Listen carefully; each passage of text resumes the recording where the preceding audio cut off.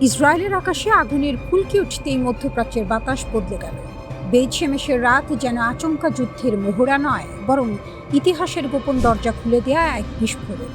যে বিস্ফোরণের শব্দ শুধু কংক্রিট কাঁপায়নি, কাঁপিয়ে দিয়েছে তেল আবিবের আত্মবিশ্বাসও। আর ঠিক সেখানেই নতুন করে নায়কের আসনে উঠে এসেছে ইরান। কারণ বহুদিন ধরেই তেহরান বলে আসছিল ইসরায়েলের তথাকথিত অভেদ্য ঢাল আসলে কাঁচের দেয়াল, এক ধাক্কায় চুরমার হয়ে যেতে পারে। বেইত-শেমেশের বিস্ফোরণ ছিল যেন ধোঁয়া উঠলে আগুন কোথাও না কোথাও জ্বলছেই প্রবাদটির জীবন্ত সংস্করণ। ইসরায়েলি কর্তৃপক্ষ বলছে এটি ছিল পরিকল্পিত পরীক্ষা, কিন্তু প্রশ্ন উঠছে, যদি সবই নিয়ন্ত্রণে থাকে তবে রাতের অন্ধকারে এমন তীব্র বিস্ফোরণের দরকার কি ছিল? কেন আশেপাশের বাড়িগুলোর জানালা উড়ে গেল? কেন সামাজিক মাধ্যমে ছড়িয়ে পড়া ভিডিওতে দেখা গেল আকাশ ছুঁয়ে ওঠা আগুনের মেঘ? ঘটনাস্থল ছিল টোমার নামের একটি রাষ্ট্রায়ত্ত প্রতিরক্ষা প্রতিষ্ঠানের টেস্টিং জোন। এই প্রতিষ্ঠানই ইসরায়েলের ক্ষেপণাস্ত্র ও রকেট প্রযুক্তির গুরুত্বপূর্ণ কারিগর। আঙুলের ডগায় আগুন নিয়ে খেলা করতে গিয়ে যে হাত পুড়ে যেতে পারে, সেই পুরনো সত্যটাই যেন হাড়ে হাড়ে টের পেল তেল আবিব। সবচেয়ে বেশি আলোচনা এসেছে অ্যারো ক্ষেপণাস্ত্র প্রতিরক্ষা ব্যবস্থা। ইরানের ব্যালিস্টিক ক্ষেপণাস্ত্র ঠেকাতে এই ব্যবস্থার উপরেই নির্ভর করে ইসরায়েল। কিন্তু বিস্ফোরণের পর আঞ্চলিক বিশ্লেষকদের প্রশ্ন, এই ছাতায় কি বড় ফাটল ধরেছে? গোদের ওপর বিস্ফোরার মতো ঘটনাস্থলের কাছেই রয়েছে সেদত মিখা ঘাঁটি, যাকে দীর্ঘদিন ধরেই ইসরায়েলের কৌশলগত ক্ষেপণাস্ত্র অবকাঠামোর অংশ হিসেবে দেখা হয়। ফলে সন্দেহের আগুনে ঘি পড়েছে আরও বেশি। কেউ বলছে দুর্ঘটনা, কেউ বলছে নাশকতা। কিন্তু একটা বিষয় পরিষ্কার, ইসরায়েলের নিরাপত্তা বলয় নিয়ে যে অহংকার ছিল, তাতে বড়সড় চিট ধরেছে। আর এই মুহূর্তে ইরান যেন দাবার বোর্ডের সেই খেলোয়াড়, যে কম কথা বলে কিন্তু চাল দেয় নিখুঁতভাবে। গত কয়েক বছরে তেহরান বারবার দেখিয়েছে যুদ্ধ শুধু বোমাগুলি দিয়ে হয় না, মনস্তাত্ত্বিক চাপও এক ধরনের অস্ত্র। ইরানের কৌশল ঠিক সাপও মরবে, লাঠিও ভাঙবে না ধরনের। সরাসরি পূর্ণাঙ্গ যুদ্ধে না গিয়েও তারা এমন এক চাপ তৈরি করেছে যাতে ইসরায়েল সবসময় অস্থিরতায় ভোগে। হিজবুল্লাহর সাম্প্রতিক হামলাগুলো সেই চাপকে আরও ঘনীভূত করেছে। দক্ষিণ লেবাননে একদিনে 33টি আক্রমণ, রকেট, ড্রোন, আর্টিলারি, বিস্ফোরণ, সব মিলিয়ে যেন আগুনে ঘি ঢালার পরিস্থিতি। সীমান্ত জুড়ে এখন এমন এক অবস্থা যেখানে চোরের 10 দিন, গৃহস্থের 1 দিন প্রবাদটি নতুন অর্থ পাচ্ছে। বহু বছর ধরে ইসরায়েল আকাশে আধিপত্য দেখালেও এখন প্রতিপক্ষেরা শিখে গেছে অসম যুদ্ধ কিভাবে লড়তে হয়। ইরানের শক্তি এখানে। তারা বুঝেছে আমেরিকার মতো সুপার পাওয়ারের সঙ্গে ট্যাঙ্ক বনাম ট্যাঙ্কের লড়াইয়ে নামলে ক্ষতি বেশি। তাই তারা তৈরি করেছে প্রক্সি নেটওয়ার্ক, ড্রোন বাহিনী, ক্ষেপণাস্ত্র ভান্ডার এবং মনস্তাত্ত্বিক যুদ্ধের কৌশল, যেন নদীর স্রোতের মতো। চোখে শান্ত কিন্তু ভিতরে প্রচণ্ড টান। মধ্যপ্রাচ্যে এখন যে নতুন সমীকরণ তৈরি হচ্ছে, সেখানে ইসরায়েলের প্রতিটি দুর্ঘটনাই রাজনৈতিক ভূমিকম্পে পরিণত হচ্ছে।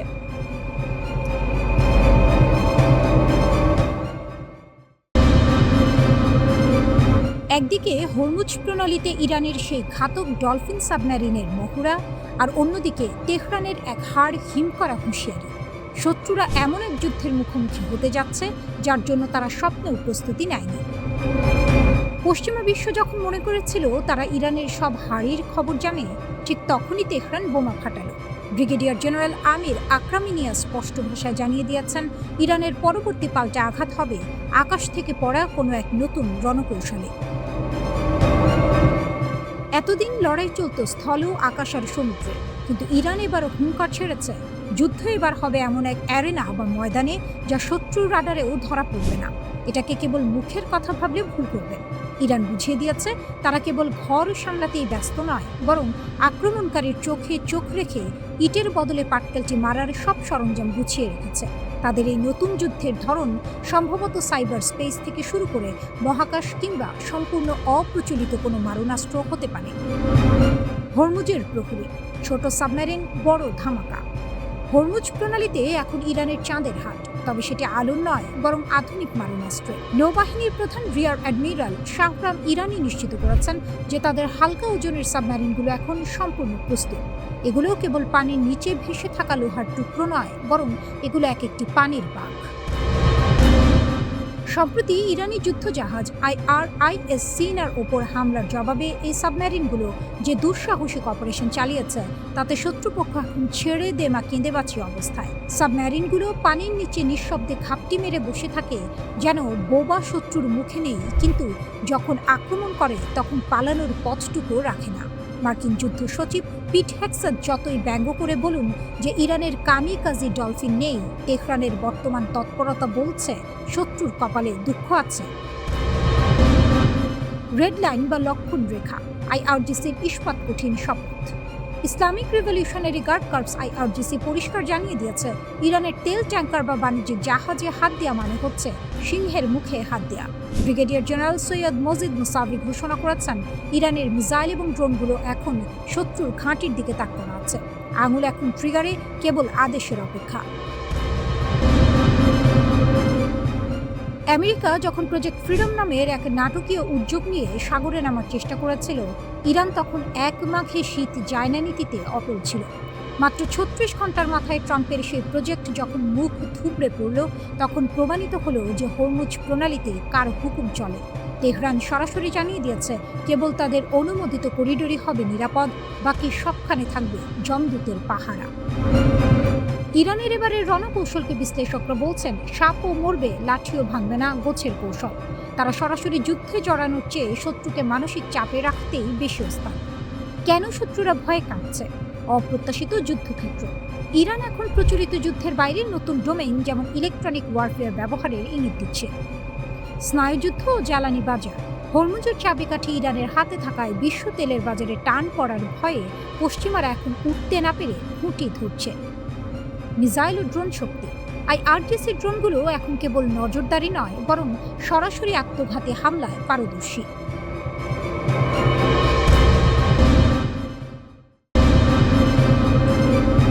ইরানের সমৃদ্ধ ইউরেনিয়াম নিয়ে বিশ্ব রাজনীতির দাবার ছকে নতুন ঘুঁটি চলল। সেই ঘুঁটি চাললেন স্বয়ং ভ্লাদিমির পুতিন।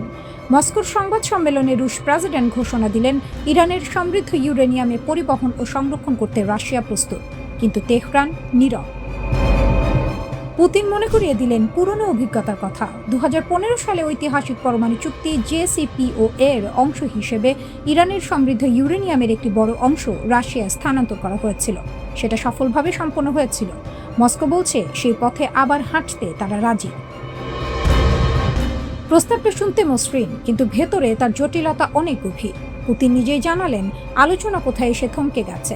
যুদ্ধে জড়িত সব পক্ষ প্রাথমিকভাবে একমত হয়েছিল যে ইরানের ইউরেনিয়াম দেশের বাইরে যাবে, কিন্তু তারপর ওয়াশিংটন দাবি তুলল ইউরেনিয়াম যাবে শুধু আমেরিকায়, অন্য কোথাও নয়। সেই দাবি শুনে ইরানও কঠোর হয়ে গেল। এখানেই আসল দ্বন্দ্ব। ইরান মাটি থেকে তুলে নিজের হাতে দেয়া এক জিনিস, আর সেটা সরাসরি শত্রুর ঘরে তুলে দেয়া সম্পূর্ণ আলাদা জিনিস।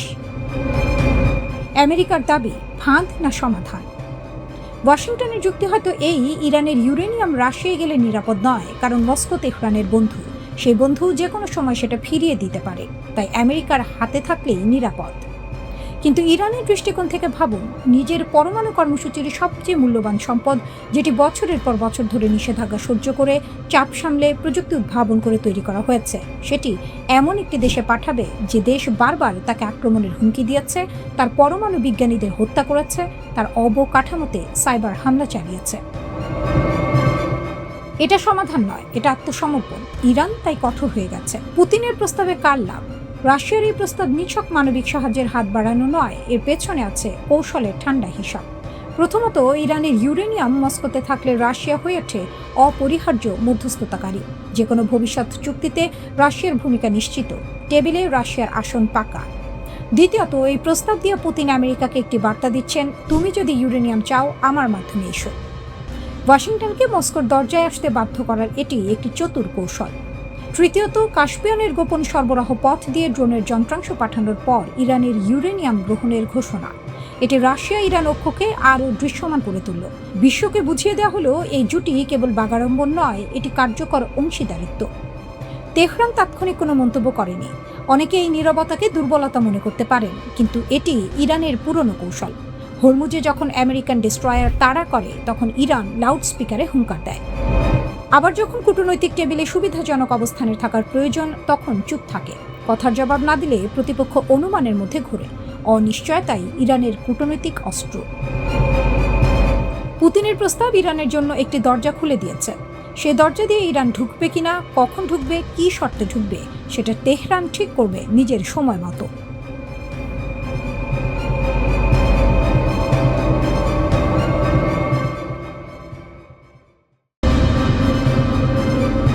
চল্লিশ দিনের যুদ্ধ করলে, বোমা ফেললে তারপরও যে দেশ মাথা তোলে সে দেশকে শেষ বলা যায় না।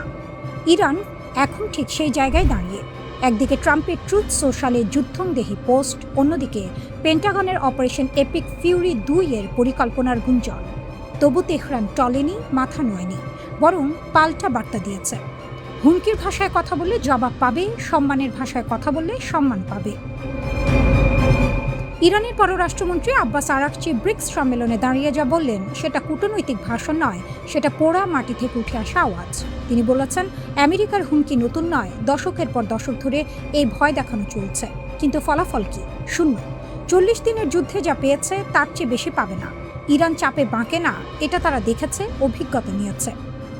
এই কথাগুলো ফাঁকা আস্ফালন নয়, পেছনে আছে একটি সামরিক বাস্তবতা যা ওয়াশিংটন ও তেল আবিবের ঘুম কেড়েছে। ইরানের হাতে আজ মধ্যপ্রাচ্যের সবচেয়ে বড় ও বৈচিত্র্যময় ক্ষেপণাস্ত্র ভাণ্ডার। মার্কিন সেন্ট্রাল কমান্ডের 2022 সালের হিসাব বলছে 3000-এর বেশি ব্যালিস্টিক ক্ষেপণাস্ত্র। শাহাব 3, সেজ্জিল, খোররামশার, এগুলোর পাল্লা 2000 কিলোমিটার পর্যন্ত। ইসরায়েল থেকে পূর্ব ইউরোপ পর্যন্ত পৌঁছাতে পারে। আর এখন ইরানি গণমাধ্যম থেকে আসছে আরও শীতল সংবাদ। 500টি আন্তঃমহাদেশীয় ব্যালিস্টিক ক্ষেপণাস্ত্র বা ICBM প্রস্তুত করা হচ্ছে। নিউ ইয়র্ক, ওয়াশিংটন ডিসি, এই শহরগুলোর নাম উঠছে সম্ভাব্য লক্ষ্যবস্তু হিসেবে।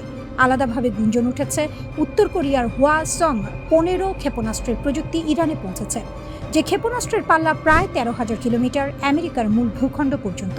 নিশ্চিত প্রমাণ এখনো নেই, কিন্তু পশ্চিমে উদ্বেগের ঢেউ উঠেছে।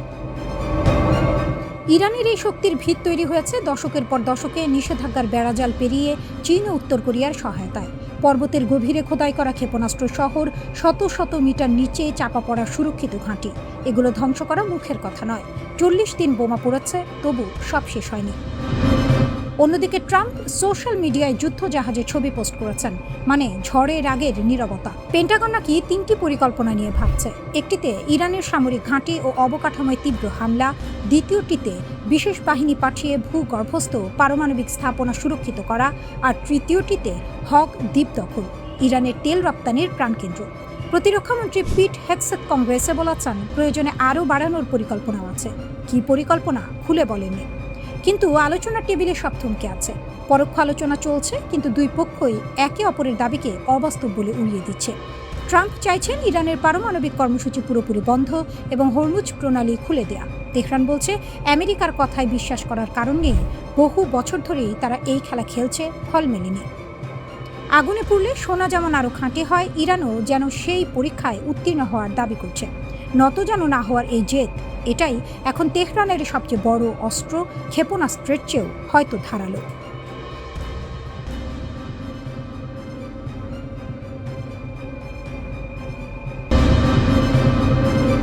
আমেরিকা ভেবেছিল ইরানকে হাঁটু গেড়ে বসিয়ে দেবে, কিন্তু তেহরান নত যেন হয়নি, বরং ধ্বংসস্তূপের ভেতর থেকে, আগুনের ভেতর থেকে উঠে এসেছে এক নতুন নেতা। শরীরে পোড়ার দাগ, মুখে ক্ষত, কিন্তু চোখে এমন এক দৃঢ়তা যা দেখে ওয়াশিংটনের ঘুম উড়ে গেছে। তার নাম মোস্তাবা খামেনি। 28 ফেব্রুয়ারি যে হামলায় তার বাবা আলী খামেনি নিহত হন, সে একই হামলায় আহত হন মোস্তাবা।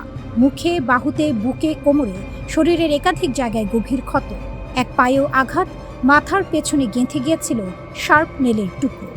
সেই রাতে পৃথিবীর সবচেয়ে শক্তিশালী দেশটি মনে করেছিল ইরানের মেরুদণ্ড ভেঙে দেওয়া হয়েছে, নেতৃত্ব শূন্য, দেশ দিশেহারা, পতন আসন্ন। কিন্তু সেই রাতেই ইতিহাস অন্য রাস্তা বেছে নিল। বাবার উত্তরসূরি হিসেবে মোস্তফা ক্ষমতার হাল ধরলেন, হাসপাতালের বিছানা থেকে, আধো অন্ধকার কোনো নিরাপদ আশ্রয় থেকে, কিন্তু ধরলেন এবং আর ছাড়েননি। মার্কিন গোয়েন্দা সংস্থাগুলো এখন এক অদ্ভুত সমস্যায় পড়েছে।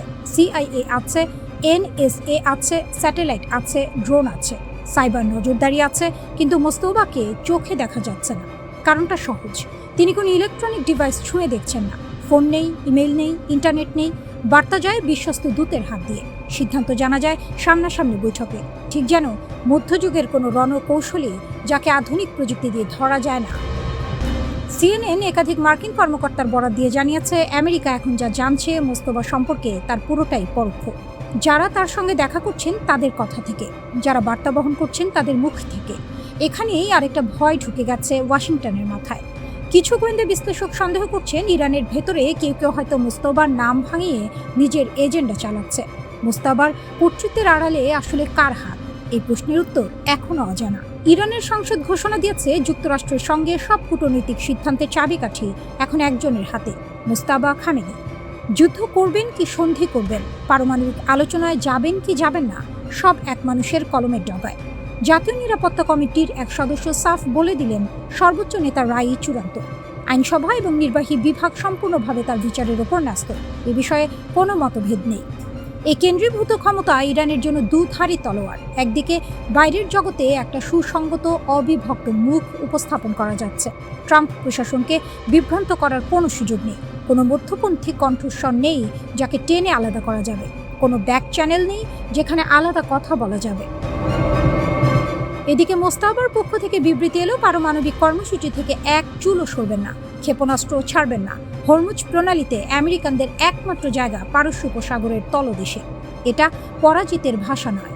ইরানের প্রেসিডেন্ট মাসুদ পেজেশকিয়ান জানালেন, তিনি সম্প্রতি মোস্তফার সঙ্গে দেখা করেছেন। কখন সেটা বললেন না, কিন্তু বললেন যে আমাকে সবচেয়ে বেশি আকর্ষণ করেছে তা হলো তার দূরদর্শিতা এবং বিনম্র আন্তরিক দৃষ্টিভঙ্গি। আর মোস্তফার মুখপাত্র ভিড়ের সামনে দাঁড়িয়ে বললেন, শত্রু গুজব ছড়াচ্ছে, তাকে দেখতে চাইছে, খুঁজে বের করতে চাইছে, কিন্তু ধৈর্য ধরুন, সময় হলে তিনি নিজেই কথা বলবেন।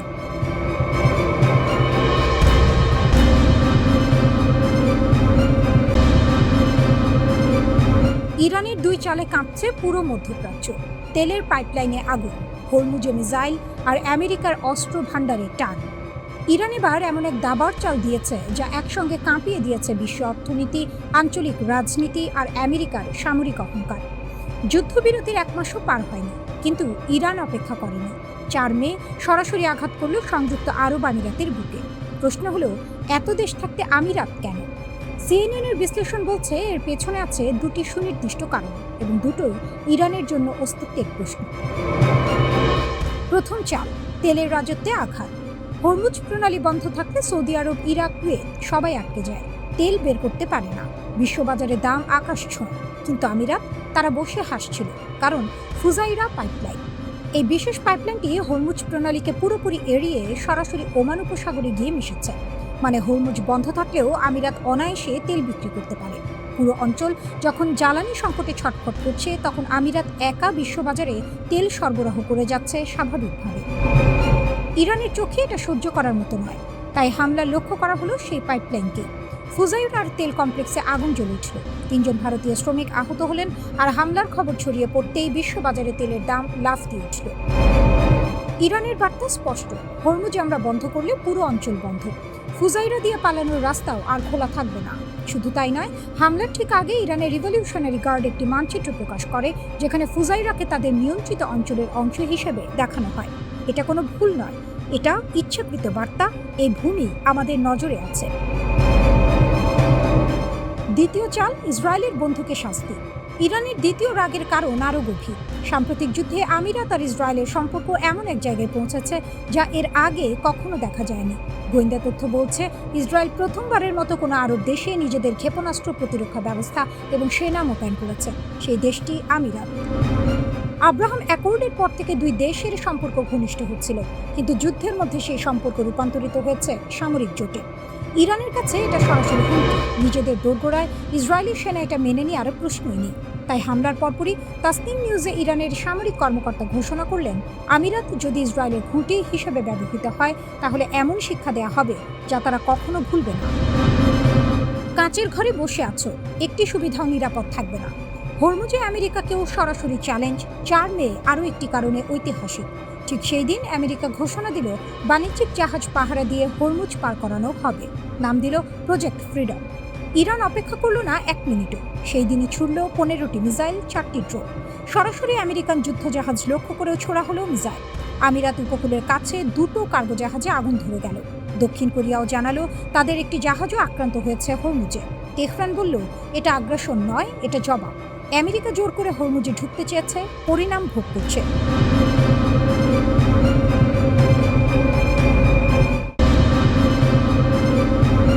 পেন্টাগনের পরিকল্পনা টেবিলে নতুন অভিযানের মানচিত্র। ইসরায়েলের সামরিক মহলে চাপা উত্তেজনা। গত মাসে কার্যকর হওয়া যুদ্ধবিরতির পর ইরানে আবারও নতুন করে বড় ধরনের হামলা চালানোর জন্য সবচেয়ে জোরালো প্রস্তুতি নিচ্ছে ইসরায়েল ও যুক্তরাষ্ট্র।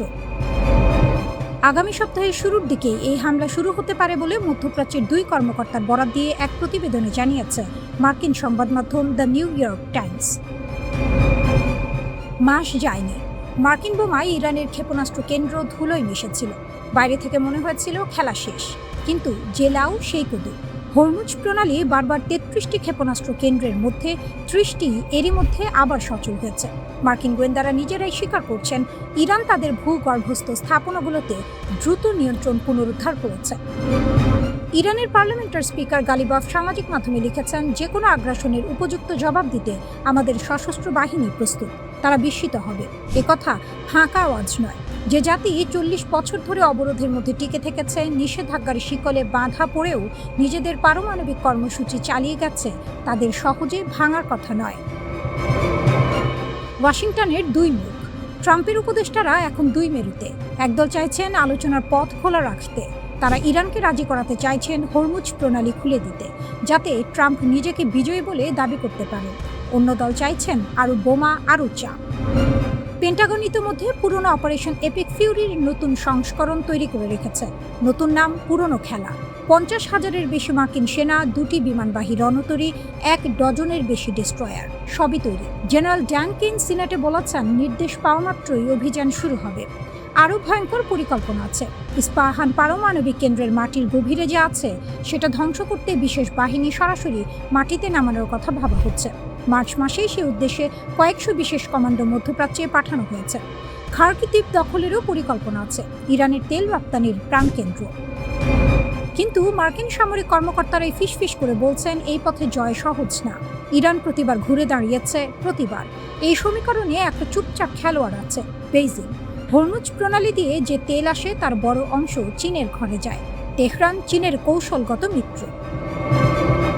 সাপের মাথা না কাটলে সাপ মরে না, এটা ট্রাম্পের বিশ্বাস। ইরানের পারমাণবিক অস্ত্র তৈরির স্বপ্ন চিরতরে মুছে না দিলে তিনি সন্তুষ্ট নন। কিন্তু ইতিহাস বলে, মধ্যপ্রাচ্যে বড় শক্তির চূড়ান্ত বিজয় বলে কিছু হয় না। আফগানিস্তান মনে আছে, ইরাক মনে আছে।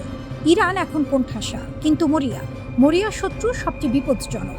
হরমুজ প্রণালীর ৩০টি ক্ষেপণাস্ত্র কেন্দ্র চুপচাপ জেগে আছে। পরের গুলি কখন ছোটে সেটাই এখন পৃথিবীর সবচেয়ে দামি প্রশ্ন। ইসরায়েলি সামরিক বাহিনী এবং দেশটির শীর্ষ নেতারা এর আগে জানিয়েছিলেন, মার্কিন বাহিনীকে সঙ্গে নিয়ে ইরানের বিরুদ্ধে তাদের এই অভিযানের মূল লক্ষ্য ছিল ইরানি শাসক গোষ্ঠীর সামরিক সক্ষমতা ধ্বংস করা, ইরানের পারমাণবিক ও ব্যালিস্টিক মিসাইল কর্মসূচি সহ দেশটির তৈরি করার সমস্ত হুমকি দূর করা এবং ইরানি জনগণের জন্য বর্তমান সরকারকে ক্ষমতাচ্যুত করার উপযুক্ত পরিস্থিতি তৈরি করা। তবে গত মাসে হওয়া যুদ্ধবিরতির কারণে ইসরায়েলের ঘোষিত এই লক্ষ্যগুলোর কোনোটিই এখনও পূরণ হয়নি।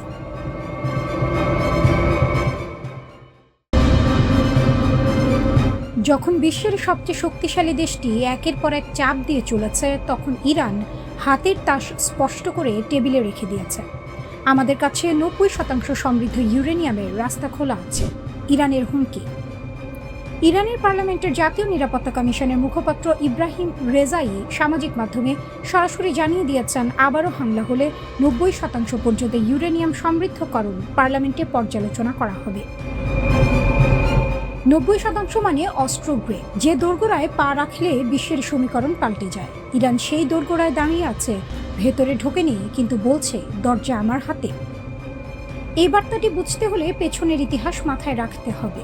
২০১৫ সালে ৬ বিশ্বশক্তির সঙ্গে ইরান একটি পারমাণবিক চুক্তি স্বাক্ষর করেছিল। বিনিময়ে মিলেছিল নিষেধাজ্ঞায় কিছুটা শিথিলতা। কিন্তু ট্রাম্প তার প্রথম মেয়াদে সেই চুক্তি থেকে একতরফাভাবে বেরিয়ে গেলেন। সাপও গেল, লাঠিও গেল। ইরান পেল কি? শূন্য হাত আর পুরনো নিষেধাজ্ঞা। সেই অপমানের জবাবে ইরান চুপ করে বসে থাকেনি। গত ৮ বছরে প্রায় ১১,০০০ কিলোগ্রাম সমৃদ্ধ ইউরেনিয়াম জমা করেছে। এটি ক্রোধের প্রতিক্রিয়া নয়, এটি কৌশলের ফসল। আন্তর্জাতিক পরমাণু শক্তি সংস্থা IAEA বলছে ইরানের কাছে এখন প্রায় 441 কিলোগ্রাম 60% সমৃদ্ধ ইউরেনিয়াম আছে।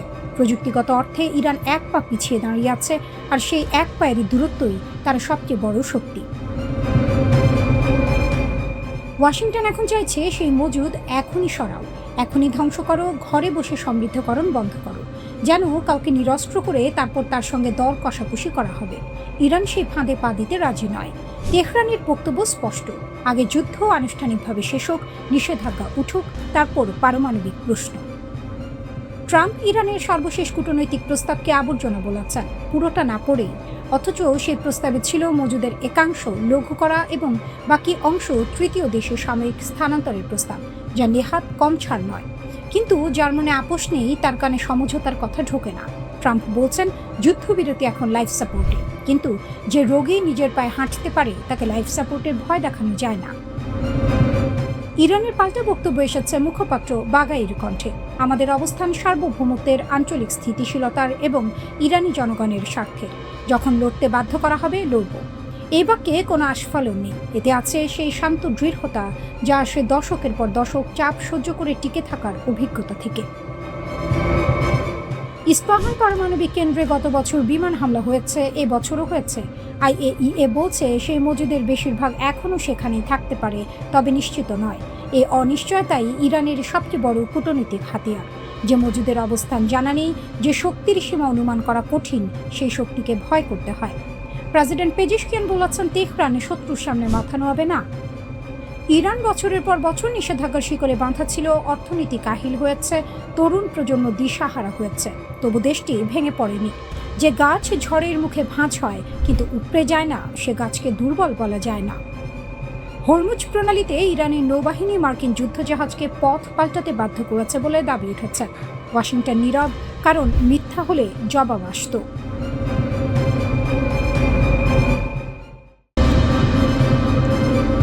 বেইজিংয়ে ট্রাম্প নতজানু, নয়াদিল্লিতে তেহরানের মাথা উঁচু। যুদ্ধ শেষে নতুন দুনিয়ার নতুন হিসাব। ইতিহাস কখনো কখনো একই দিনে দুটো ছবি আঁকে, পাশাপাশি কিন্তু সম্পূর্ণ বিপরীত। একদিকে বেইজিং, আমেরিকার প্রেসিডেন্ট ডোনাল্ড ট্রাম্প চীনের মাটিতে, পাশে বড় বড় ব্যবসায়ী, রাজনীতিক জাঁকজমক আছে, কিন্তু ভেতরে ফাঁকা। শরীরের ভাষা বলছে এই সফর আত্মবিশ্বাসের নয়, বাধ্যবাধকতার। অন্যদিকে নয়াদিল্লি, ব্রিক্স পররাষ্ট্রমন্ত্রীদের সম্মেলনে ইরানের পররাষ্ট্রমন্ত্রী আব্বাস আরাকচি, মাথা উঁচু, কণ্ঠ দৃঢ়, বার্তা স্পষ্ট। ইরান নিজের শর্তে দাঁড়িয়ে আছে, এক চুলও নড়েনি।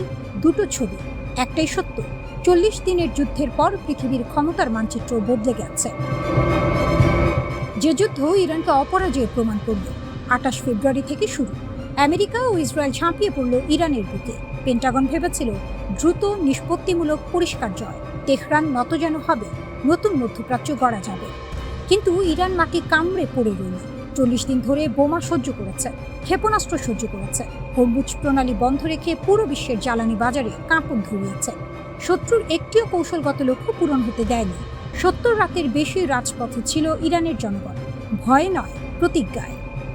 প্রেস টিভির বিশ্লেষণ বলছে এই সাফল্য শুধু ইরানের শত্রুদের চমকে দেয়নি, চমকে দিয়েছে মিত্রদেরও। রাশিয়া, চীন, যারা ইরানের পাশে থাকে, তারাও ভাবেনি তেহরান এতটা টিকে থাকতে পারবে, এতটা শক্তি দেখাতে পারবে। এই অপ্রত্যাশিত প্রতিরোধী ইরানকে বিশ্ব রাজনীতির স্বাধীন চলক বানিয়ে দিয়েছে। ট্রাম্প বেইজিংয়ে গিয়েছেন, কিন্তু এই সফর যা হওয়ার কথা ছিল তা আর নেই। তাইওয়ান নিয়ে চাপ দেওয়ার কথা ছিল, এখন সেই সাহস নেই। বাণিজ্য যুদ্ধে ছাড় আদায়ের কথা ছিল, এখন উল্টো ছাড় দেওয়ার আশঙ্কা। চীনের ওপর আধিপত্য দেখানোর সুযোগ ছিল, এখন সেটা স্বপ্ন মাত্র। কারণ ইরান যুদ্ধ আমেরিকার আসল দুর্বলতা ফাঁস করে দিয়েছে। প্যাট্রিয়ট মিসাইল শেষ হয়ে গেছে, থার্ড ইন্টারসেপ্টরের মজুদ তলানিতে। টমাহক ক্রুজ ক্ষেপণাস্ত্র নিঃশেষ প্রায়। এগুলো বানাতে লাগে বছর, লাগে কোটি কোটি ডলার। এখন চীন যদি তাইওয়ানে হাত বাড়ায়, আমেরিকার হাতে দেওয়ার মতো কি আছে? তাইওয়ান জানে, জাপান জানে, দক্ষিণ কোরিয়া জানে, আর সবচেয়ে ভালো জানে বেইজিং। তাই এবার আলোচনা টেবিলে চীন বসেছে অন্যরকম ভূমিতে। দাবি দেওয়া এখন আর সীমাবদ্ধ নেই, কারণ আমেরিকার ঘাড়ে চেপে বসেছে ব্যর্থ যুদ্ধের বোঝা।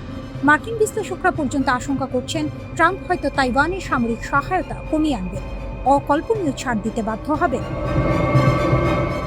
আমেরিকা এখন আর শর্ত দেওয়ার জায়গা নেই, শর্ত শুনতে বাধ্য হচ্ছে। আরাকচি, নয়াদিল্লি, প্রতীকের চেয়েও বড় বার্তা। ঠিক যখন ট্রাম্প বেইজিংয়ে কোণঠাসা, ঠিক তখনই নয়াদিল্লিতে ব্রিক্স সম্মেলনে আরাকচি, পাশে উঠতি শক্তির প্রতিনিধিরা, যারা আমেরিকার একচেটিয়া দুনিয়াকে চ্যালেঞ্জ করছে। আরাকচির বক্তব্য একটাই, ইরান নিজের নীতি থেকে এক পাও সরেনি। যুদ্ধ হয়েছে, চাপ এসেছে, বোমা পড়েছে, তবু ইরান নিজের অধিকারের প্রশ্নে কোনো আপোষ করেনি। এই বার্তার তাৎপর্য বিশাল। বিশ্ব দেখছে একটি দেশ যাকে পরাশক্তি ঘিরে ধরেছিল, সে সম্মেলনে এসে বুক চিতিয়ে কথা বলছে, ভিক্ষা চাইছে না, মাথা নামাচ্ছে না। এই দৃশ্যটাই নতুন পৃথিবীর ঘোষণাপত্র। তেহরানের সবচেয়ে বড় শক্তি এটাই, সে চীনের মুখের দিকে তাকায়নি, রাশিয়ার কাঁধে ভর দেয়নি। নিজের সামরিক সক্ষমতা, নিজের জনগণের মনোবল, নিজের কৌশলগত বুদ্ধি, এই তিনটিকে পুঁজি করে লড়েছে।